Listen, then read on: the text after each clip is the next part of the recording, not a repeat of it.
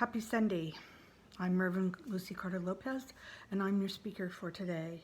I'd like to start off with a big thank you to Natalie, to Carol Ann, to Noah, to Claudia, and to everyone who participated in the recordings that they're using today.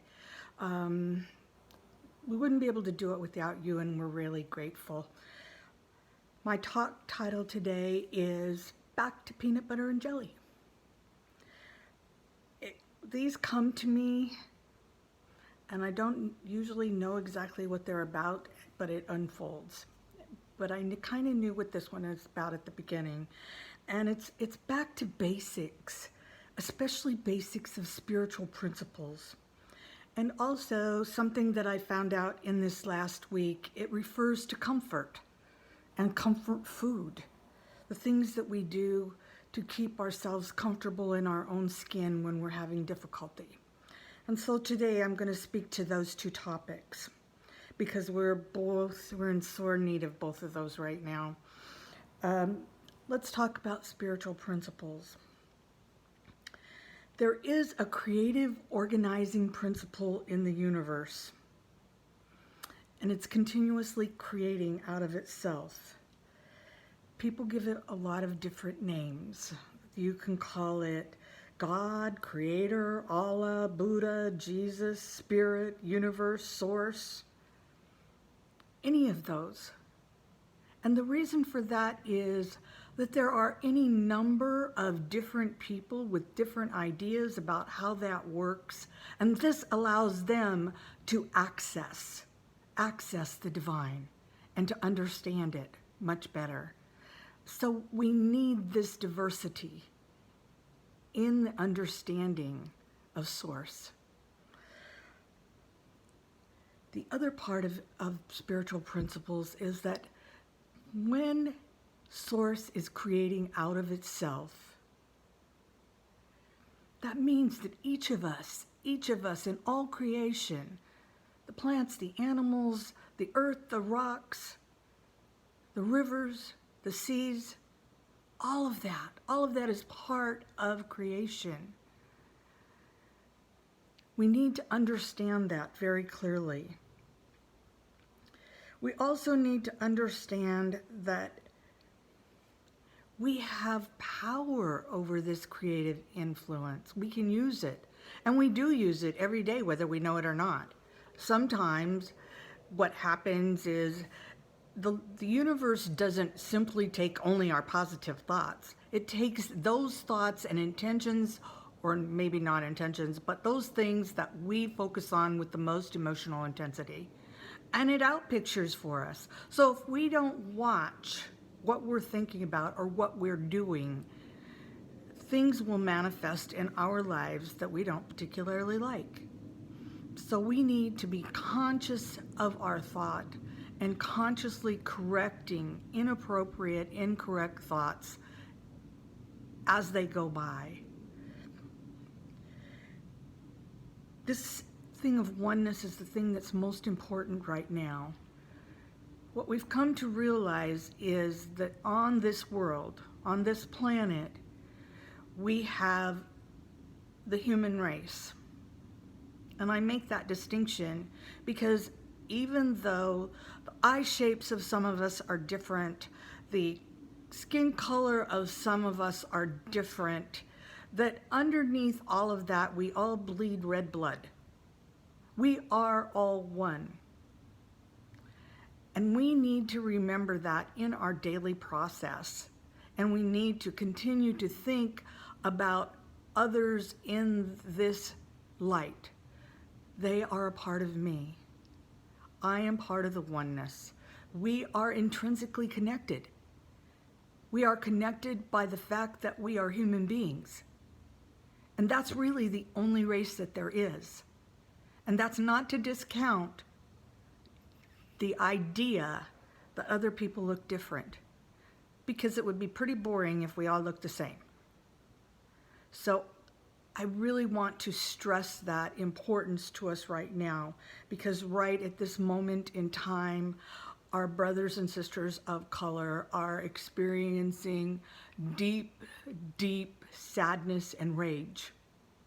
for prolonged grievances. So I want you to take that in mind and see how you can support other people in this process, and set aside the judging. Set it aside. That makes us more divisive. It takes us further apart. All I know is that when someone else is hurting and I have the opportunity to be of service and help with that, that's what I want to do. So, what I want also to say is that we're also talking about comfort. This is an area that's very uncomfortable for all of us. It's very uncomfortable, but it's mostly uncomfortable for the people of color. They've been living with this for 400 years. And it's gotten somewhat better, but it always backtracks. And there are places where it is more difficult to live in your skin if you're a person of color, and how you're treated.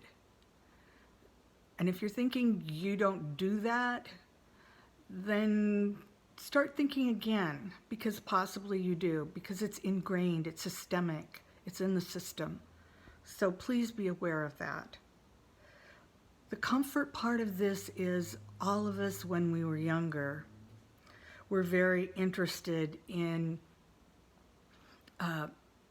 doing things that were easy for us. And peanut butter and jelly is one of those things. I personally didn't have a peanut butter and jelly thing, but my grandkids did. That was like their first choice of what they wanted when they came to my house for a sandwich. It's a comfort food for them. I know for me, my comfort food were kind of weird because they came from my family and we didn't usually have peanut butter and jelly. We had jelly, but no peanut butter. So my comfort food was very different than a lot of people. And I'm sure that that's true of everybody, because of your race, your culture, whoever, things that you look at as soothing, those are the things you want when you're not feeling well. I can remember one of my most favorite comfort foods when I was sick. My mom made homemade cream of tomato soup. She used her own canned tomatoes, and she mashed up the tomatoes, and she put in a little butter, some salt, some pepper. She put in also a pinch of baking soda, and then she put it on the stove. And once it boiled, then she turned the knob down so that the fire was less, and she added milk. She added the milk to it, and she stirred it and watched it so that it wouldn't boil, but it would get hot. And then we would have that when we weren't feeling well. And it's delicious. And when I first saw, my mom bought Campbell's tomato soup, and I know this is sacrilegious. I know everybody else thinks that this is a wonderful thing. I think it's awful. I think it's really awful. I'd rather make what my mother made every day of the week than eat that. But that was just because that's what I was raised with. So we need things that give us comfort. And those things that give us comfort are different from person to person. You may find comfort in meditation. You may find comfort in cooking. You may find comfort in doing other things. I know for me, when I'm feeling at odds with myself, I read. I'm a voracious reader. I read probably 2 or 3 books a week.